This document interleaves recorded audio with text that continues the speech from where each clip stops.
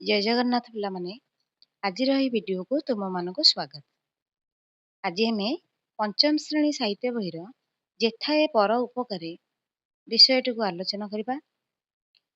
विषयटी आलोचना करने पूर्व भिडियोटी को लाइक करनियो, सांग मान पाखु शेयर करनियो, भिडियो रे नुआ थिले सब्सक्राइब करनियो। विषयटी होची जेथाए पर उपकारे, जार लेखक होउछन्ती डॉक्टर रमेश चंद्र पत्री। डॉक्टर रमेश चंद्र पत्री जने प्रसिद्ध ओडिया शिशु साहित्यिक। से 1950 मसीहा एप्रिल 21 तारिख में सोनपुर जिलार तरभा ठारे जन्मग्रहण करथिले। ओडिशा शिशु ईश्वर साहित्य एकाडेमी सह जड़ित एही शिशु साहित्यिक क्षेत्र में तांकर अनुपम अवदान पई राज्य और जातीय स्तर में अनेक पुरस्कार लाभ मध्य करछन्ति। जहाँकर पिता हेउछन्ति वृंदावन पत्री और माता हेउछन्ति सरस्वती पत्री। से शिशु और किशोर मानक पई 100 रु अधिक पुस्तक और गल्प रचना करिसेंति। ता सहित 80 रु अधिक पुरस्कार मध्य से पाइछन्ति।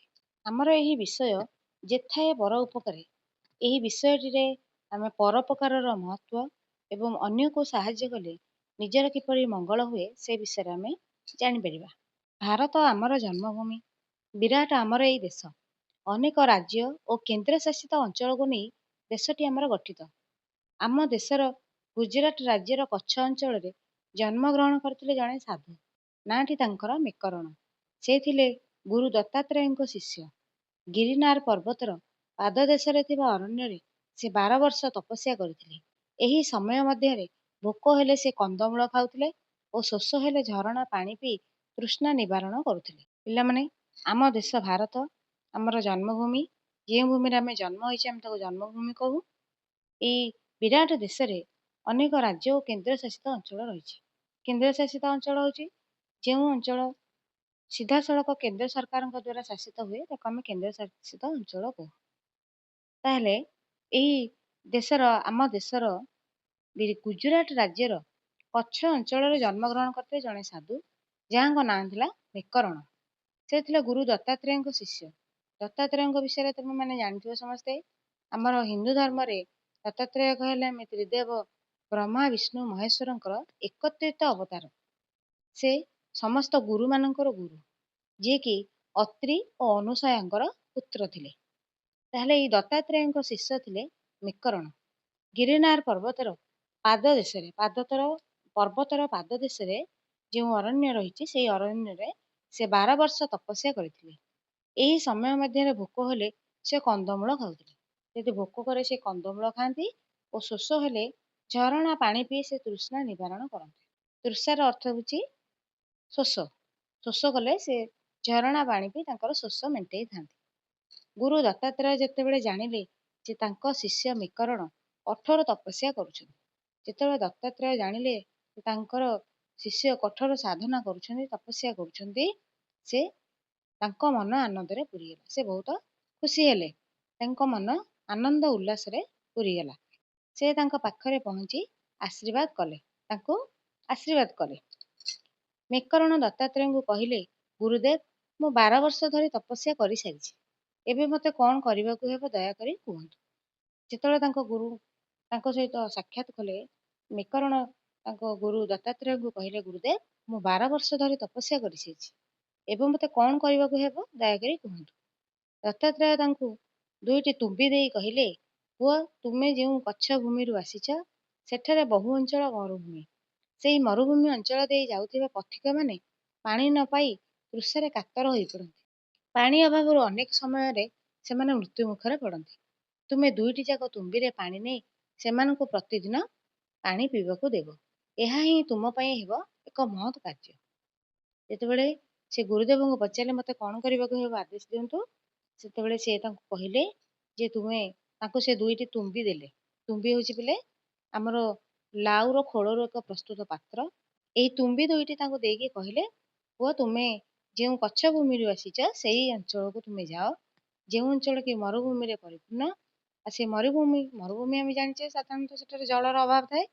से मरुभूमि रे कोन हुई ना, जे पथिक माने जिबा आसीबा करंती पानी न पाई सेमाने तृषारे कातर होई पड़ନ୍ତି, व्याकुल हुंती। पानी अभाव से व्याकुल हुंती, अधीर होई पड़ନ୍ତି।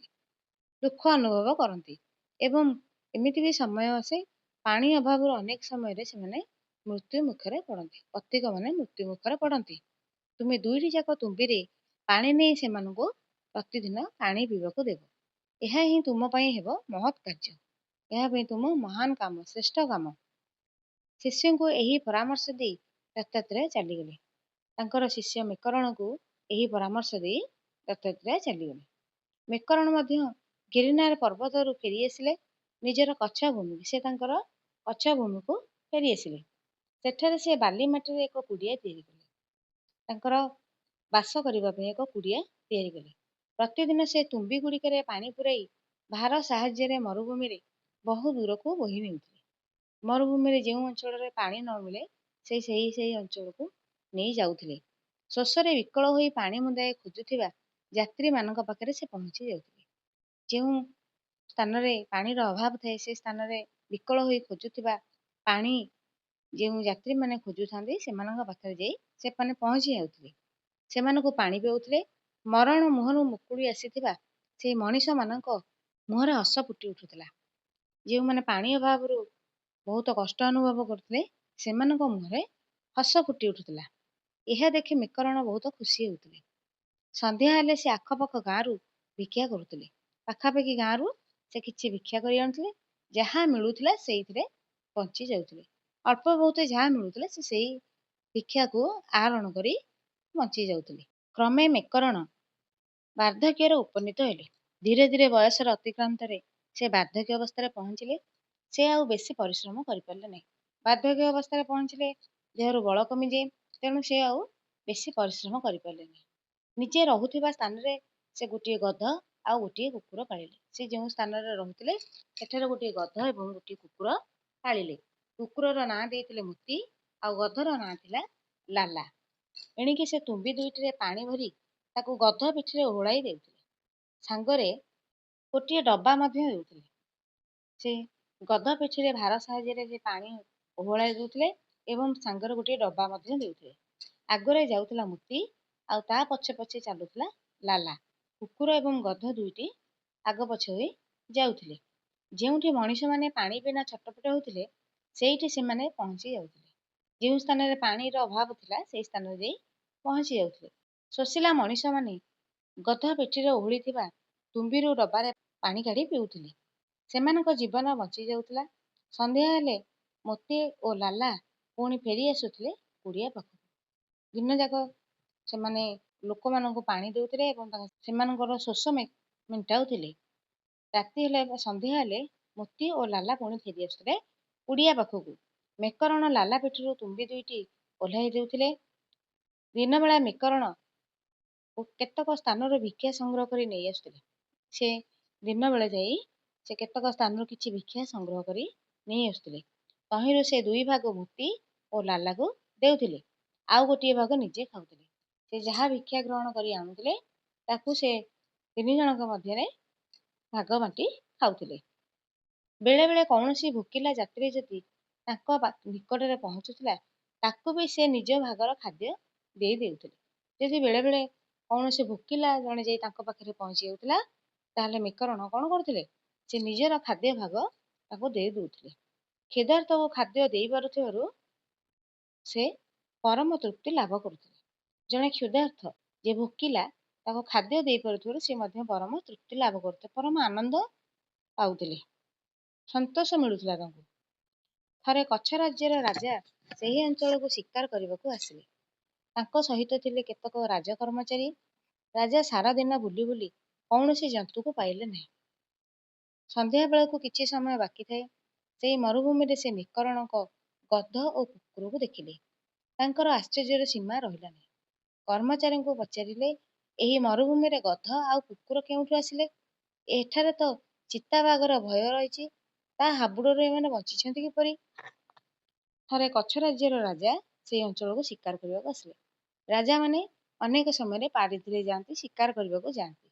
ଏହି ସମୟରେ ତାଙ୍କ ସହିତ ତାଙ୍କର ରାଜ କର୍ମଚାରୀ ମଧ୍ୟ ଯାଇଥାନ୍ତି। ଏଇଭଳି ଭାବରେ କଚ୍ଛ ରାଜ୍ୟର ରାଜା ମଧ୍ୟ ଆସିଛନ୍ତି ଶିକାର କରିବାକୁ। ରାଜା ସାରା ଦିନ ବୁଲି ବୁଲି କୌଣସି ଜନ୍ତୁକୁ ସେ ପାଇଲେ ନାହିଁ। ଶିକାର କରିବାକୁ ଆସିଛନ୍ତି କିନ୍ତୁ କୌଣସି ଜନ୍ତୁକୁ ପାଇଲେ ନାହିଁ। ସନ୍ଧ୍ୟା ବେଳକୁ ତାଙ୍କର ସନ୍ଧ୍ୟା ବେଳକୁ କିଛି ସମୟ ବାକି ଥାଏ, ସନ୍ଧ୍ୟା ହେବାକୁ ଆଉ କିଛି ସମୟ ବାକି ଅଛି।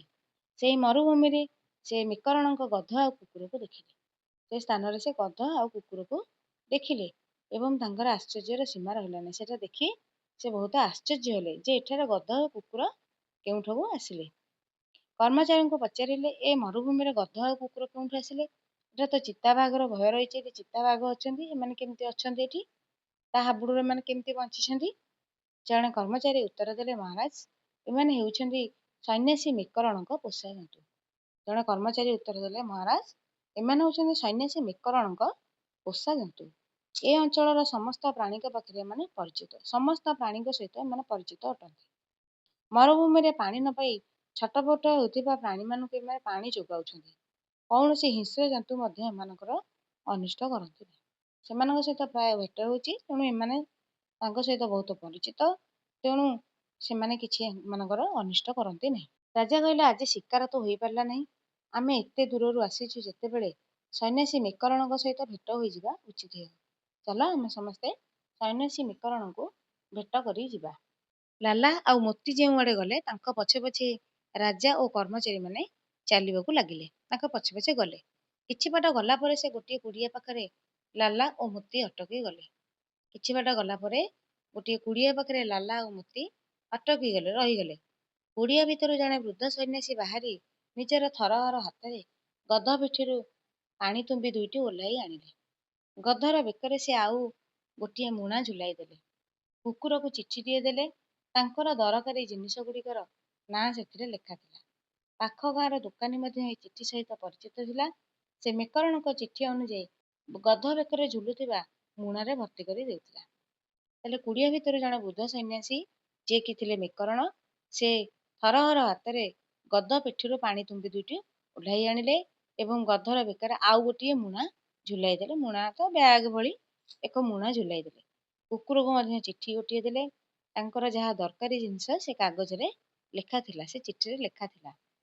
ଏବଂ ସେ ପାଖ ଗାଁର ଦୋକାନୀ, ଯିଏକି ଏ ଚିଠି ସହିତ ପରିଚିତ ଥିଲା, କାରଣ ସେ ଏଇଭଳି ସବୁଦିନ କରୁଥିଲେ। ମିକରଣଙ୍କ ଚିଠି ଅନୁସାରେ ଜିନିଷ ଗଧ ବେକରେ ଝୁଲୁଥିବା ମୁଣାରେ ଭର୍ତ୍ତି କରିଦେଉଥିଲା। ଦୋକାନୀ ଜଣକ ଗଧ ପିଠିରେ ଝୁଲୁଥିବା ମୁଣା ଦେହରେ ରଖିଦେଉଥିଲା। ରାଜା ଏସବୁ ଦୂରରୁ ଦେଖୁଥିଲେ। ଏସବୁ ରାଜା ଦୂରରୁ ଦେଖୁଥିଲେ।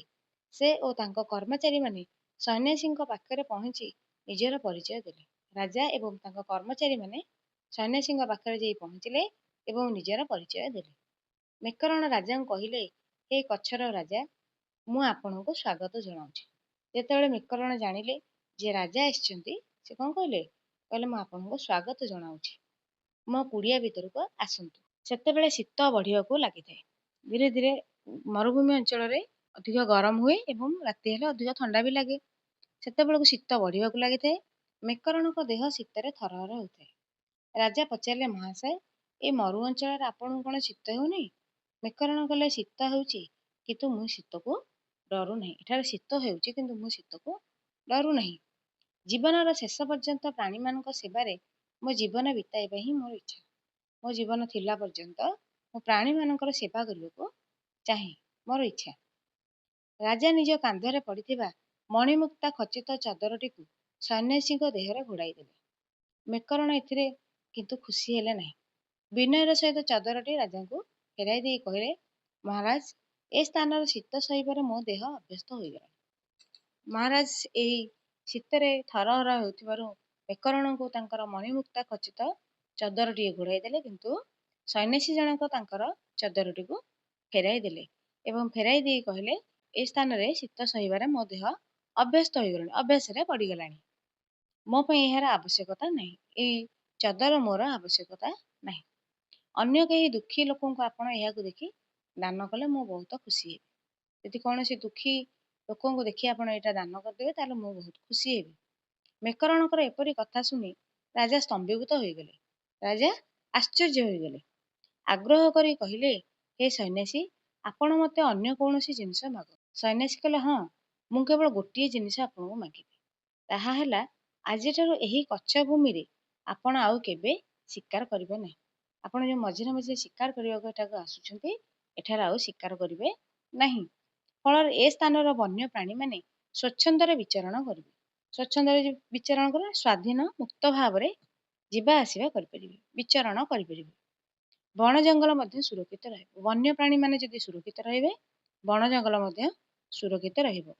ମେକରଣଙ୍କର ଏପରି କଥା ଶୁଣି ରାଜା କହିଲେ, ହେ ସନ୍ନ୍ୟାସୀ, ମୁଁ ଆପଣଙ୍କୁ କଥା ଦଉଛି, ଆଜିଠାରୁ ଏହି ଅଞ୍ଚଳରେ ଆଉ କେହି କୌଣସି ବନ୍ୟପ୍ରାଣୀକୁ ଶିକାର କରିବେନି। ରାଜା ସେଇଠାରେ ତାଙ୍କ ଆଗରେ କହି ଆସିଲେ ଯେ, ହେ ସନ୍ନ୍ୟାସୀ, ମୁଁ ଆପଣଙ୍କୁ କଥା ଦଉଛି, ମୁଁ ଆପଣଙ୍କ ପାଖରେ ପ୍ରତିଜ୍ଞା କରୁଛି ଯେ ଏଠାରେ ଆଉ କୌଣସି ବନ୍ୟପ୍ରାଣୀକୁ କେହି ହେଲେ ବି ଶିକାର କରିବେ ନାହିଁ। ତାପରେ ରାଜା ନିଜ ଉଆସକୁ ଫେରି ଆସିଲେ। ସେଇ ଦିନଠାରୁ ଆଜି ଯାଏଁ ଏହି ଅଞ୍ଚଳରେ ବନ୍ୟପ୍ରାଣୀମାନେ ନିର୍ଭୟରେ ବିଚରଣ କରୁଛନ୍ତି, ବିନା ଭୟରେ ବିଚରଣ କରିପାରୁଛନ୍ତି। ଏଠାରେ ଶିକାର କରିବାକୁ ବାରଣ କରାଯାଇଛି। ଏଠାରେ ମଧ୍ୟ ଲୋକମାନେ ହେଉ ବା କୌଣସି ବ୍ୟକ୍ତିମାନେ ଏଠାରେ ଶିକାର କରିପାରିବେ ନାହିଁ। କିପରି ଆମେ ପରର ଉପକାର କଲେ ଆମମାନଙ୍କର ମଙ୍ଗଳ ହେବ, ଏ ବିଷୟରେ ଆମେ ଜାଣିପାରିଲେ, ବିଷୟଟିକୁ ଭଲ ଭାବରେ ବୁଝିପାରିଲେ। ଏହାର ପ୍ରତିଶବ୍ଦ ବିପରୀତ ଶବ୍ଦ ଖାତାରେ ଲେଖି ନେବ। ବିଷୟଟିକୁ ଭଲ ଭାବରେ ପଢ଼ିବା। ନେକ୍ସଟ ଭିଡ଼ିଓରେ ମୁଁ ଆର ପ୍ରଶ୍ନ ଉତ୍ତର ଗୁଡ଼ିକୁ ଆଲୋଚନା କରିବି। ତେବେ ଭିଡ଼ିଓଟିକୁ ଲାଇକ୍ କରିନିଅ, ସାଙ୍ଗମାନଙ୍କ ପାଖକୁ ସେୟାର କରିନିଅ, ଭିଡ଼ିଓରେ ନୂଆ ଥିଲେ ସବସ୍କ୍ରାଇବ୍ କରିନିଅ।